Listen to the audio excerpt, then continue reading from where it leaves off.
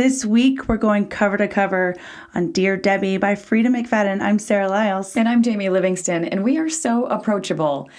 This, we said, was our 1 year anniversary. We brought it back to Freida McFadden, where it all started. Yeah. It was fun. It was fun. It's been a really fun year. Oh, man. Sure You've has. read more Freida McFadden than I have. Yes, I have. So my repertoire of Freida McFadden starts at The Housemaid and ends at Dear Debbie. You've read a lot more in between there. So I'm very curious to hear your perspectives on this one. First of all, though, I need to hear your 3 words for Dear Debbie. Yes. So my 3 words are snarky, unhinged, and disturbing. What are yours? Okay, I have crazed, unstable, and relatable. Oh. That's an interesting word. It's an interesting choice for this book, but I will definitely explain that. Please do. I honestly felt that a lot of Debbie's perspective as a mom was very relatable. Oh, yeah. And there were a lot of very funny mom moments because she's got teenagers and they are getting sassy. And the amount of times where she just said one thing and they're like, Mom, stop doing that. You always... And she's like, I literally only asked you once. And I was like, oh, Debbie, I feel that. I feel it in my soul. Yes. Okay. All right. Makes sense. She made a comment as well about the clothing that the kids were wearing. And she was like, it's basically pajamas. Has anybody made a pajama store? And I was like, oh, my goodness. That sounds like the best business model right now. The kids only wear sweats. Why do we not just have a store that is just sweats? They do. I don't know. Most places sell them. Right. But I know my children would wait in line at a pajama store. Oh, that's true. They'd enjoy it. Yeah. I would enjoy it too. I love sweats. Let's go. I live in them, so I love them too. All right. So bringing back to your point, you're talking about Lexi is who got to me, the teenager that was, her attitude. I just wanted to reach in there and be like, wake up. You're dating this dummy and you're just making all these horrible choices. And she was the one that mom couldn't speak to her in the morning and couldn't drive her to school. And she was too cool for school. Yeah. I want to say that she reminded me of maybe my older sister in just the rebellious and don't bug me kind of way. They're going to listen to this episode and be like, what? Rude. Yeah, you're not like that anymore. Right. I do want to know, who was your favorite character? Ooh. Well, I think Debbie, just because we get inside of her head. And like I said, I found her quite relatable, but it was... she was unhinged. That was your word, right? Unhinged? Yes. I think I had that. I had deranged as one of my options. Accurate. Right. But I think part of it that was scary to me is that I went along with it, and then it was only after the fact that I was like, oh, wait, I probably wasn't supposed to go along with that. That's not what a normal person would do. And so it was kind of one of those things where we did Too Old for This with our granny serial killer. Right. Please go back and listen to that episode. If you liked this book, I think you would like that one as well. I agree. Because that one was unhinged in the greatest possible way. It was unhinged. So this one, I wasn't necessarily rooting for her, but I was like, okay, yeah, that makes sense. She's mad at these people. Oh, wait, she's poisoning them? That's a problem. I guess that's bad. Yes. Yes, I went into this knowing Freida. She always has someone that is so unreliable. And so even when she felt like, oh, she seems so nice, and I was like, nope, too good to be true. That's who Freida is. She wants you to think they're good, or she wants you to think that good people are bad. And so I went in that already thinking that. And so I was already like, all right, I think I had texted you Martha Stewart meets psychopath, turns reckless, She seemed all she had it all together. She was getting ready to have them do this photo shoot with the local newspaper. And then that all went awry. Well, we're introduced to her by her Dear Debbie column. Yes. And the first thing we read is her instructing somebody how to kill their husband. Yes. Wait, And so at that point, I was trying to decide. It was from the drafts folder, and it was like, is that actually what gets published? Like, who sees this? What are we doing in this drafts folder? What did you think about all those? I loved the drafts because I thought they were hilarious. They were some of them I was like, oh, I'm sure those are what people are thinking that they really want to do. Like, again, unhinged and disturbing and like, wow. Okay. Just keep wrapping the scarf around his neck and he'll never make a sound again. Oh, your husband snores? I have a solution for that. Put a pillow over his head. Push down. He might make a little more noise for a little while, but eventually you will solve your problem forever. What? I mean, from that moment, I was like, all right, so what are you going to do? Who was your favorite character? I mean, Debbie was entertaining. I mean, I knew that she was going to manipulate so many things. I just didn't know how.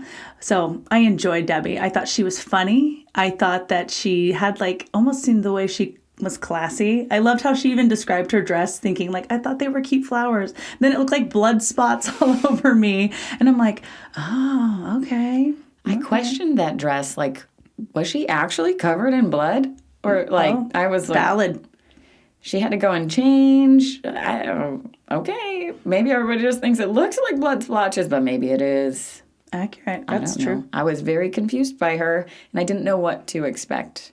I mean, I enjoyed her. I enjoyed her because I thought she was so smart. She was calculated in some of the ways she did things. And, you know, I have a big sense of justice. And her justice, I would never go that far. Right. But it all, like, there's a reason for everything. It was never just because. And so it was like, no, I'm doing this because the soccer coach said my daughter's fat and needs to lose weight. Yes, she was extreme, but... Right. I'm going to go and get you arrested and put on the sex offender list. Like, oh, okay. That's a lot. Yes. Yes. Yes, to all of that. That's what I'm saying. Like, I think as the Enneagram 1 and the justice, and so I was like, oh, yeah, okay, I would totally do that, too. I would totally do, oh, no, too far, Debbie. Yes. But, like, I think it would actually be quite embarrassing for me to admit, like, how far after these events where I was like, oh, wait, Debbie, that wasn't okay. It was like when her kids and her husband were questioning things, and I was like, oh, yeah, I guess I shouldn't have been cheering for that. Oh, she's like leaving in the middle of the night to do, yeah, that's not what normal people do. Right. Oh, and the hard part is at the beginning, you wonder on her husband. So you're led to believe that her husband is doing something. And I felt like he was having an affair. Yeah. Automatically. It was like, he's obviously having an affair. He's not a good guy either. And so I'm like, oh, you know, where are we? Everyone's unreliable. Everyone's morally gray. Mm-hmm. I will say that this stinking book is another example of the name switcheroo, and I'm getting really tired of that, and I don't... It's confusing. It's confusing, and I just feel like it's the most cliche twist. Mm-hmm. I mean, it gets me every time because it's just like the most basic thing possible, but to get to the end of this book and realize that somebody's been using somebody else's name. Mm-hmm. I was just so annoyed again, where I was like, I need to just like put a sticky note on the front of a book when I'm starting it and just be like, there's a character in here whose name isn't their actual name. Like, I'm just so annoyed that that's what it's come down to in like 3 of our last 6 books. True. Like, come on. Yeah.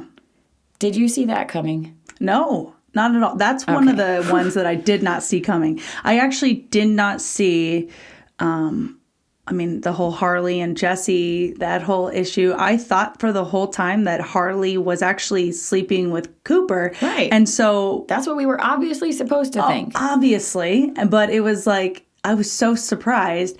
Number 1. Number 2, what kind of woman thinks that she can just have a man come over with the wife and like, knock, knock, knock. He's going to all of a sudden be like, yep, I'm sleeping with your husband and everything's going to be okay. Right. I was like, no way. That whole dinner thing. Forced encounter or forced confession was not going to go over so well. No.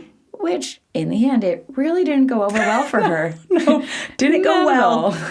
I didn't see that coming either. No. But wow. I was also confused because I feel like Harley worked at the gym. Yes. And she definitely would have had access to like the computer when they were signing in or something. Like they flashed their badge to get in. Like she never saw the wrong name. Yeah. Like that's true. And what, because Cooper and Jesse just worked out together? Right. Okay. And like she knew that they were always there together. And she also knew that Debbie came in and worked out, but I guess they never worked out at the same time, so she never saw them together. But she knew that she was married to one of them. Like, confusing. Just wait a sec. How is this name switcheroo actually going to land? Because that's so frustrating that he was able to pretend to be the other guy the whole time. Did you understand or, like, it clearly seemed like something switched in Debbie. Her husband, Cooper, had said, like, she started acting weird 8 months ago. She started acting weird in the last year. Like, everybody had said that, like, something changed. Were you able to pick up on at all, like, or have any good theories as to what that could have been? I mean, all I saw, really to me, the big switch was when the soccer coach, whenever, like, that came up play, it was like, I actually thought she went and killed him. Yeah. I actually was like, oh, she's going to go kill the soccer coach. And then come to find out, no, she was just planting evidence. And to me, I'm like, wow, like, he's got to live this life. And that's worse than just being dead. I'm like, so I saw so many shifts in her. And then, like, going back and being like, why did I not remember the first few pages that I just read? I should have just been obvious. She's crazy, and she's going to do crazy things. Well, even the neighbor at the very beginning, like, I his forgot sabotaged, like, wire box. And she's like, what do you think I did? Crawled out in the middle of the night and broke in and used your front door key? And it was like, yep, I do. Now I do. Okay, did she actually do this? And so I think from the very beginning, I was questioning, like, was she just saying that, or did she actually do it? Okay, I think she actually did it. Well, because doesn't she talk about her and her husband used to joke about where they would find the hide keys? And, yes. Yeah, it's a little game we play. I'm really good at it. Yeah, you're also good at getting beetle traps to attract them to your neighbor who stole your news or magazine. Yeah, that was like the national magazine. That was a big deal. Yeah. She's going to have her... Although, I questioned this. Don't you think that a national gardening magazine would have known what kind of flowers she was growing? Her opium flowers? Like, you don't think they would have recognized poppies? I'm sure. Like, that's where I was like, you sure you want those pictures on there? You want people knowing all these weird poisonous plants that you have in your yard? Yeah, no. So I thought that was kind of fortuitous that fell through, because she's talking about all of the crazy plants that she has that are used for poisons. That she uses for poisons, right? It's not just right, she's uses got a collection of opium. Like, yes. Okay. She, on many occasions, that she is... Like, I mean, think about what's her, Zane? I mean, putting was it poppy that she put in that? I think it was the opium in there. Into his beer. I mean, me to even think that he would pick up an open beer can and just start drinking it. And that whole plan where she went and got Lexi's phone and started texting him, and to think that he would actually, like take the bait. Of course he would, because he was already, like, begging for her to see him and come on, I'm going to reveal these pictures if you don't do this. It made me angry. It was disturbing. Yeah. I mean, honestly, he was one. And of course, again, a lot of these deserved to have something happen. Maybe not as cruel and gruesome, but he was one that I was just disgusted. To be fair, she didn't cause him to go and crash into the school building.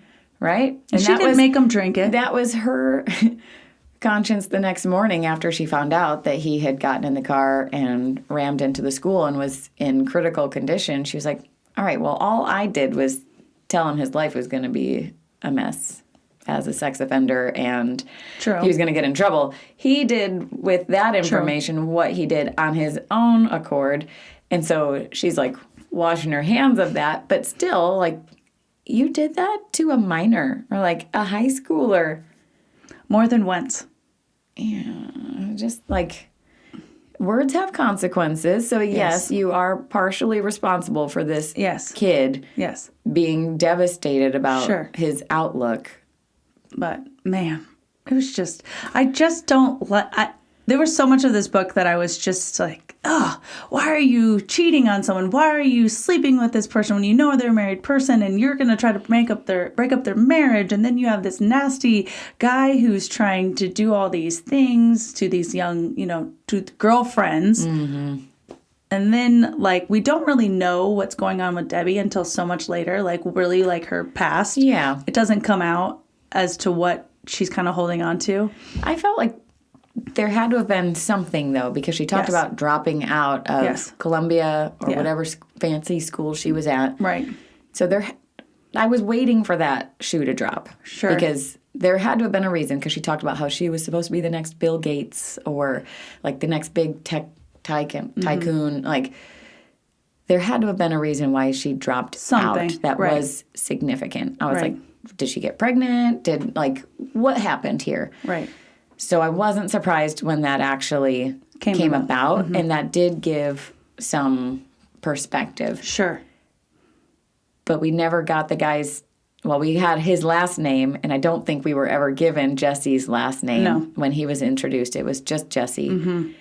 But once, near the end of the book, when it all starts coming together, and we realize that the moment that switch actually flipped in Debbie's brain was when she was introduced to Jesse. Of course. At that dinner. Mm-hmm.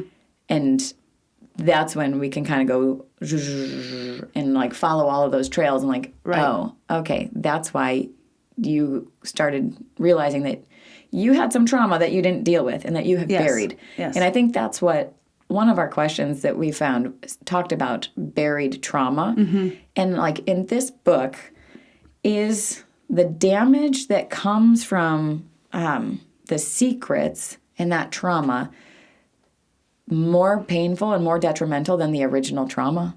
I mean, the actions create the wounds. The secrets just infect it. And so it's like, here's this wound, and then all these secrets are just making it worse. That's a really, really great analogy. Mm-hmm. I like that.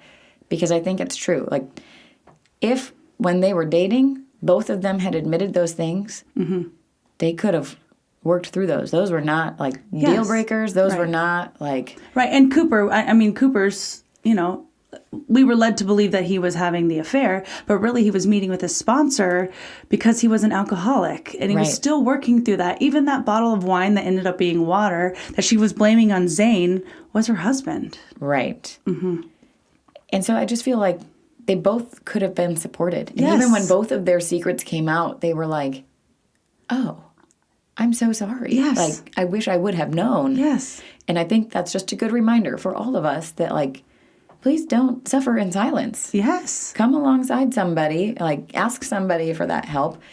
But they were both afraid that they would be dumped or that the other person wouldn't like them anymore. And it's like, I'm damaged goods. But if they truly love you, they will come alongside you. Right. And that's why it was so frustrating to hear that. And, like, throughout the entire book, Cooper was like, but I'm hiding something, and I'll never be good enough. And I was just so confused because it really did seem like he loved Debbie.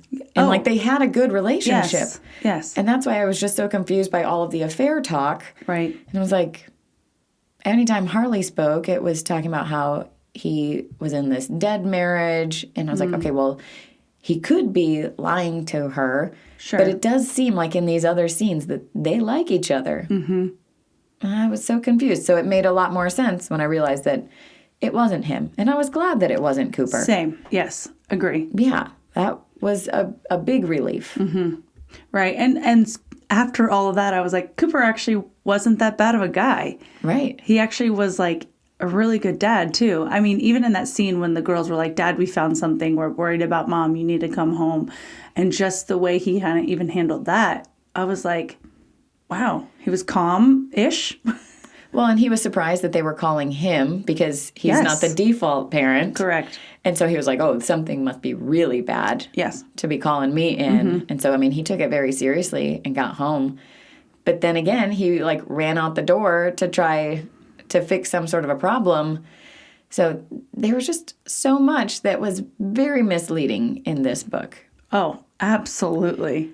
And I know that was on purpose, but I felt like it was so many times that I was so misled. It was like one after the other. And I feel like she is like the queen of like twists. Like plot twist is like what her thing. When you think you got it, she's got to get you one more time right before the end of the book. I did really enjoy that at the end of this one because as Cooper is kind of reading through the articles and putting together the pieces, and he's realizing that his wife is setting him up for murder and like for taking the fall for several things, and he feels like he's being framed by her. And so that was like beautiful when it actually wasn't him being framed, and I definitely thought she was. Oh yeah. And like watering the plants and going over to his boss's house and like just all of the little things. And then it felt like something was going to happen with Harley and Cooper. Yes. Which was Jesse and Harley. Correct. But I was very shocked then when Jesse was at the door. And I was like, well, wait, was she framing her husband? Did she know she was framing her husband? No. This whole time she's been after Jesse. Oh, absolutely. And so I thought that was really cool that Freida was able to distract us and actually come back full circle and pin it on the bad guy. Well, and he truly was. Because even in the epilogue, they even go further to show how much he deserved, like, having had stun. So, like, he didn't just do it to her. It seems like he did it to someone else. And killed somebody. Yes. It said that he got away with killing somebody because they couldn't prove it or something along those lines. Because somebody was accusing him of rape and then he just, like, disappeared her. I'm like, okay. And then when he's in jail, he gets attacked by the inmates, and it was the brother of another victim. It was like, I owe the guy in Block D, I owe him one, so. Yeah. Yes. So do we feel like justice was served? I mean, he obviously deserved something, right? Yeah. I mean, he's in jail, though. Like, yeah. For 2 life sentences or something like. Yeah.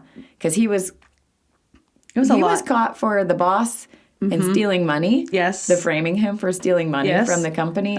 Which then in turn all like Cooper made out well because his new business was thriving and he was doing great. He no longer was like, didn't have a job. Right. Well, and I wondered about that. I felt like he and Debbie should have teamed up long ago with her like tech.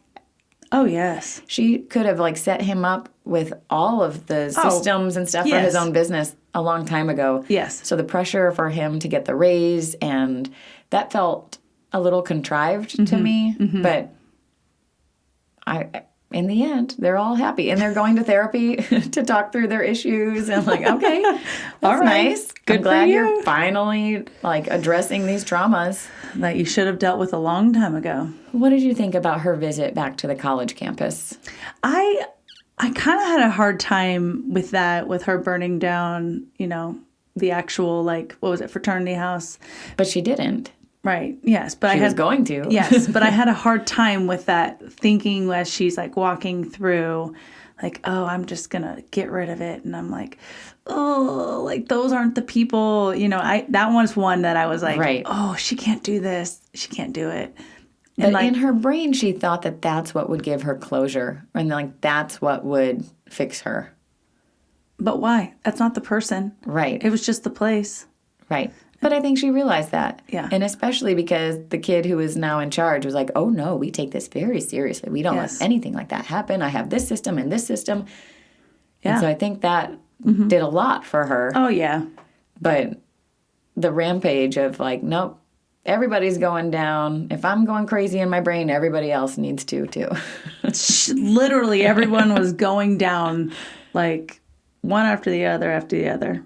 From the neighbor cutting his wires because his music's too loud. To the other neighbor and her beautiful flowers. That are now gone, eaten by all these beetles. By the way, have you ever had a Japanese beetle? They're horrible to get rid of. You can't get rid of them. They're awful. So, yes, don't get them. Sarah is our resident green thumb. I am not.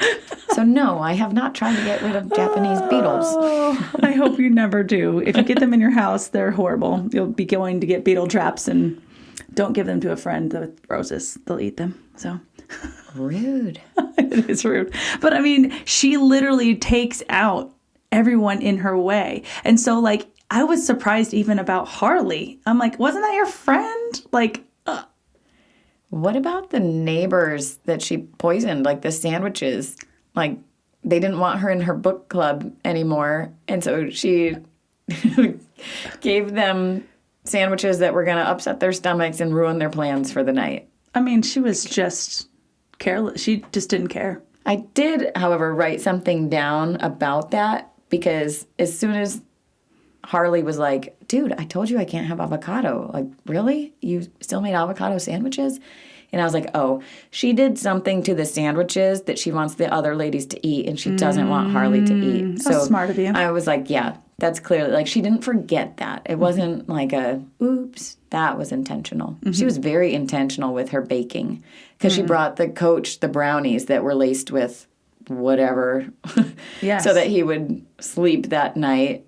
So that she could come and do all ransack his house. Right.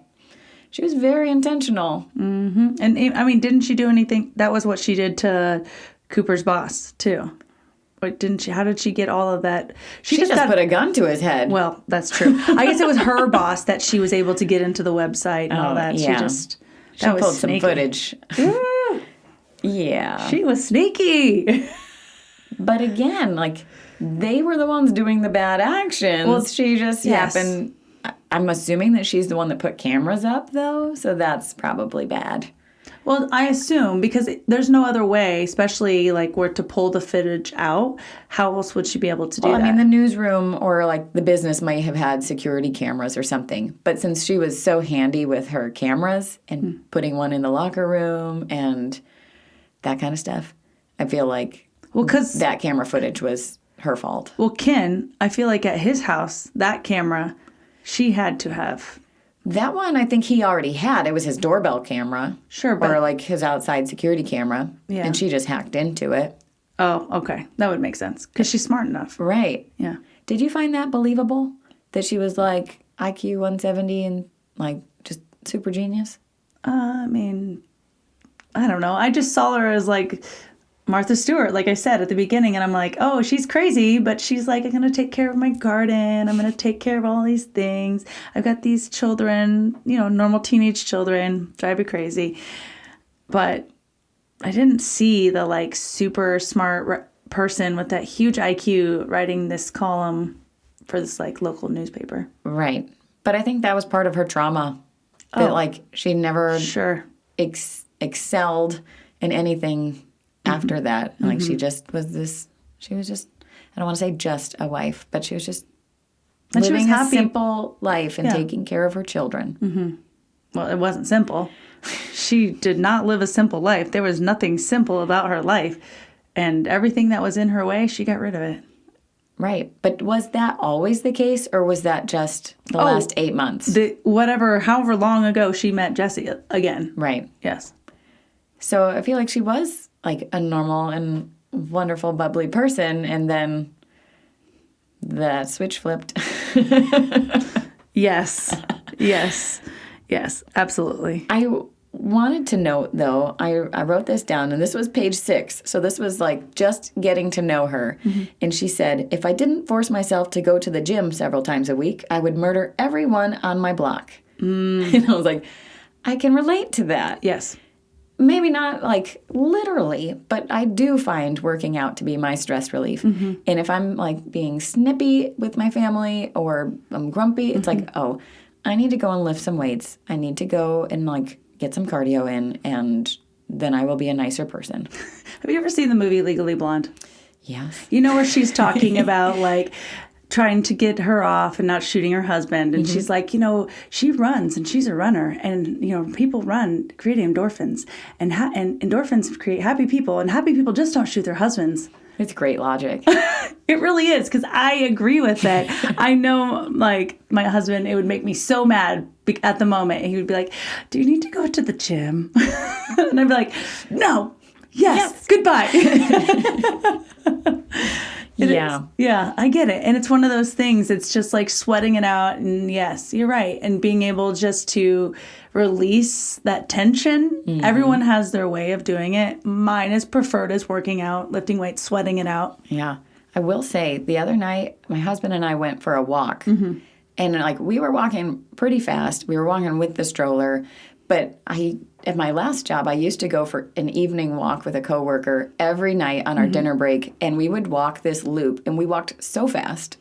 Like, I could probably, like... Speed walk? It was definitely speed walking, but it was just like our venting session. And so it was, like, cathartic, both emotionally and physically. Like, we were getting the endorphins, like, we were getting all, like, my heart rate was up because we were talking the whole time. So it was, like... running practically, and just being able to vent and talk about all the things in our lives. It was like therapy on wheels. It was lovely.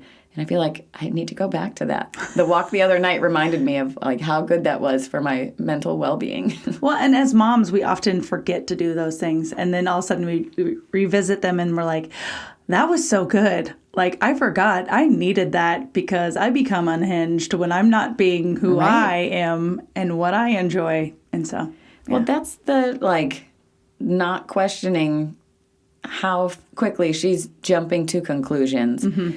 That was when I stepped back from the situations and was like, oh, yeah, she didn't even double check. She didn't even verify or hear from anybody else. Like, her daughter said that the coach was a perv, and then her other daughter said that he called her fat, and she got that from the coach. But she didn't, like, check her references or check her sources or, like, ask anybody else or see if anybody had complained to the school. She just was like, nope, you're 1 strike and you're out. Like, there were no 3 strikes. It was just pedal to the metal. Sure. Some of the other ones, she had some definite, good evidence, solid evidence. Zane was one who she had solid evidence on. Okay. Yes. For the blackmail and, like, the phone stuff, but not for, like, the alcohol. Well, true. Yeah. The book club friends. Like, they're just annoying, and she's going to poison them. Like, sorry, Sarah, do you want something to drink? Never take a drink from a stranger. Okay, funny question for you. Have you ever felt like you needed some petty revenge? Can you think of an example of something you've done that was just petty Betty? I am sure I've done some petty things. I'm positive I have. Whether it be like, oh yeah, I see that she has that Diet Coke, like, coworker in there, and I know that she loves it at lunchtime. I'm just going to take it, and I'm going to hide it in the back so she can't find it, or I'm just going to take it. And yeah, little things like that. Oh, absolutely.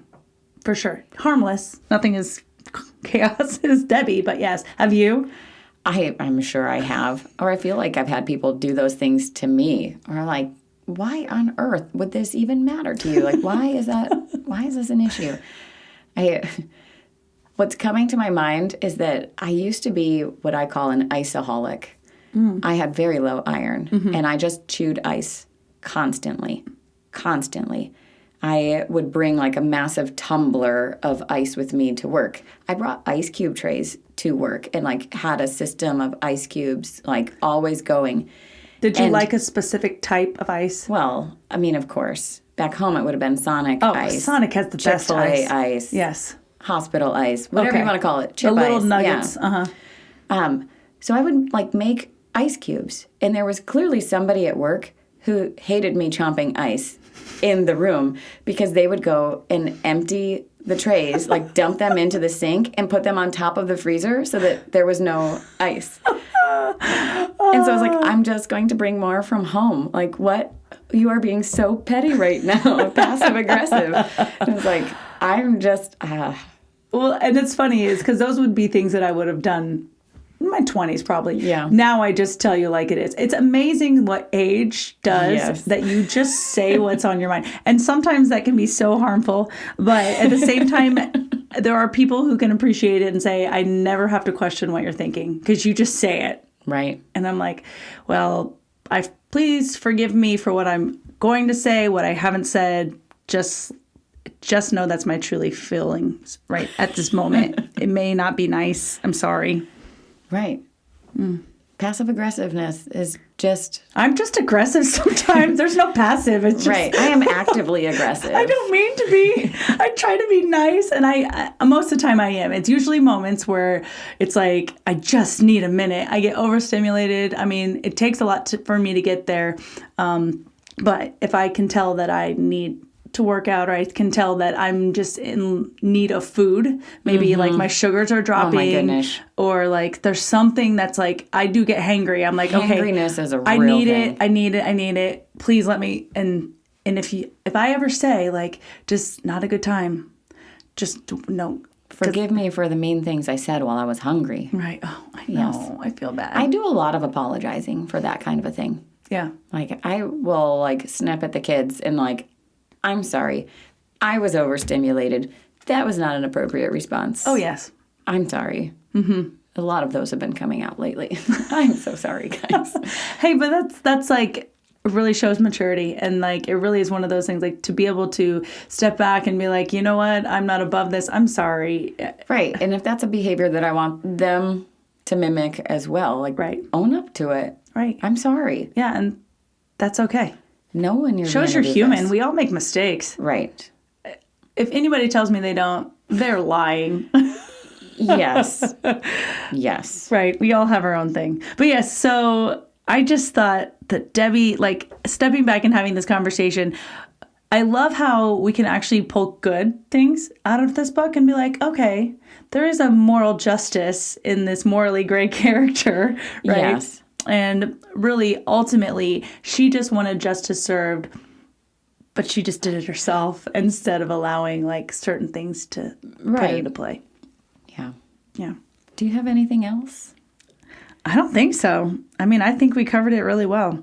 Okay. I want to talk about the book cover. Oh, yes. Because we were laughing, I want to say, before our TLDR episode at the scissors on here. Yes. Because they're so fancy and ornate. And I know for a fact that my stepmom has those scissors. Like, they're shaped like a hummingbird, some sort of bird. And I just laughed because I was like, that, I could see, honestly, like this character being somebody that I know. And the fact that it's the poppy flower, considering that she's growing them and harvesting opium and coming up with all of her drugs and poisons. Like, I love this. Oh, yeah. I think it was really fun. I do agree. It's pretty. It's like I love this because I didn't understand, like, now I look back and think, oh, like the hummingbird for like the flowers in the garden, and like, okay, makes more sense. Before I was wondering, like, are they medical type scissors? No, not at all. No, those are craft. Oh, they are. And she is, like I said, Martha Stewart. Right. And so I love this. I actually like this cover a lot. It's fairly appealing. Middle-aged, crafty woman who sits at home and is knitting or doing something. Right. She's gardening. She did it in another color in one of her, it's like a maroonish color. Okay. I don't like it as well. I like this green color cover. It's the exact same picture. It's just different colors. Oh, it's weird. Interesting. Yeah. I did not see that one. Yeah, I saw it and I thought, and maybe it's the UK. I don't know. Sometimes the UK, for some reason, the UK sometimes has just a little bit different covers. But that's weird that it would be the exact same scissors and flower yes. with just a different background. It's very interesting. But I didn't like the maroonish color because it doesn't let the poppy color stand out. Yes. Yeah. How do you think this compares to other Freida? So it's not the worst of hers. Okay.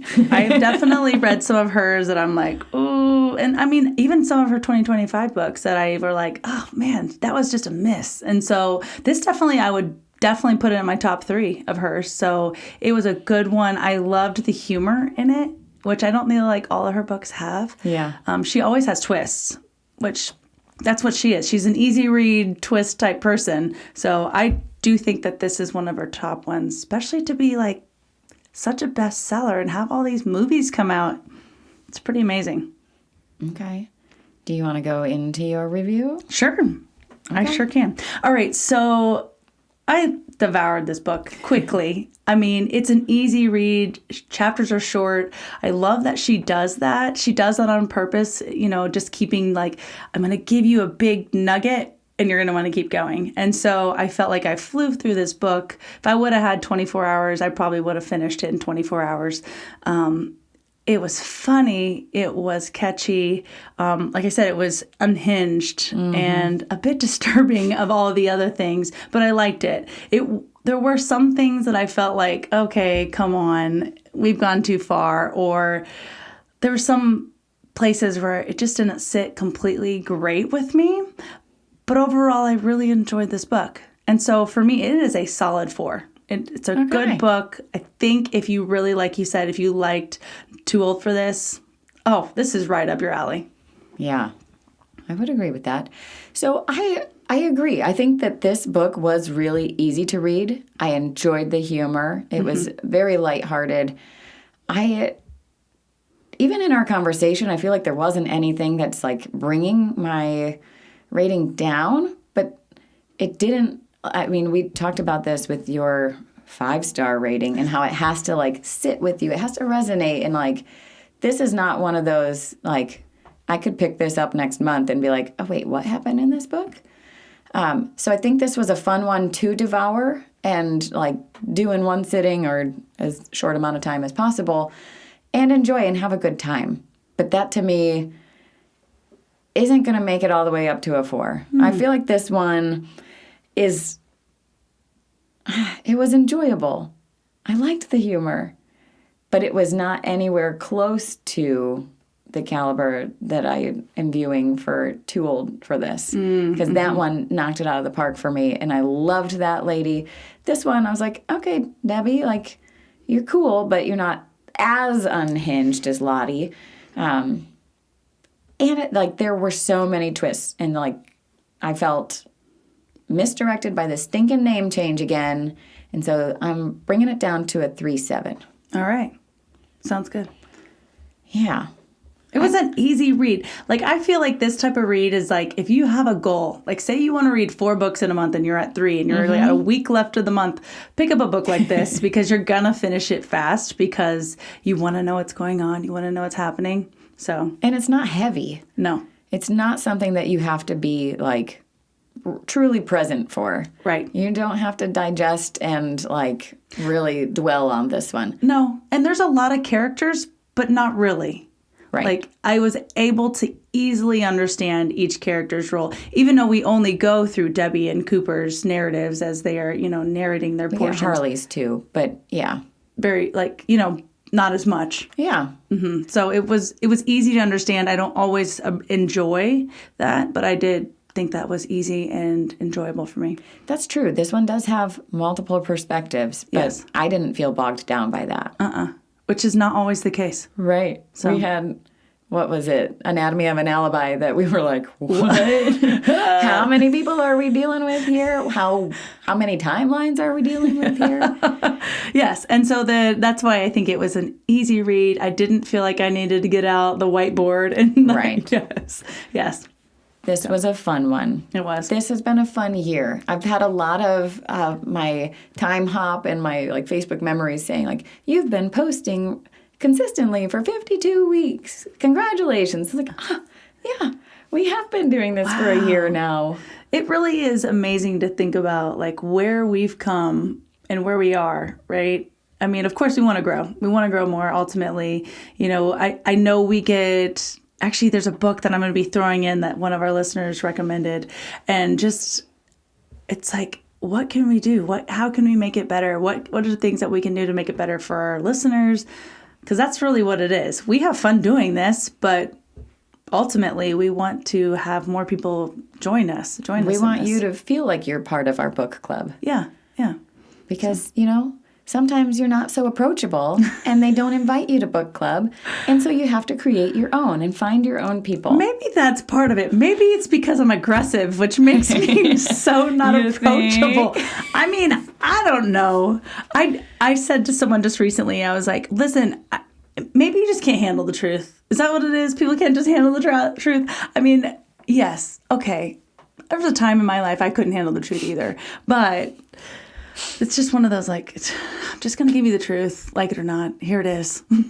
Well, I would love to hear the truth from anybody listening right now about what you think has been our best book, our best episode, the best discussion, all of those things. And maybe the worst. If you want to talk about the worst, I guess you can tell us that and we'll fix it. We'll stop. Is there something annoying that we keep saying that you're like, stop? Why do you do that? Oh, yeah. We need to be aware of that. So please do comment. We won't take it the bad. We won't, hack into your servers and, no. No, I mean, and what can we do? What are books that we can do that you would love to, share episodes? What are things that we can do to be better? Yeah, we've got a lot on tap for the year ahead because this has been 1 year, and you know what? We're not stopping. No. We're going to keep reading. And keep ranting. And remember, you are so approachable. Okay, the episode is over. If you enjoyed it, could you give us a thumbs up or leave a review? It goes a long way toward helping us grow and meet new people like you. Subscribe to get notified when the next episode drops. You can follow us on Instagram and Facebook to see what we're reading next, recommend new books, and join the conversation. We're so excited to have you on board.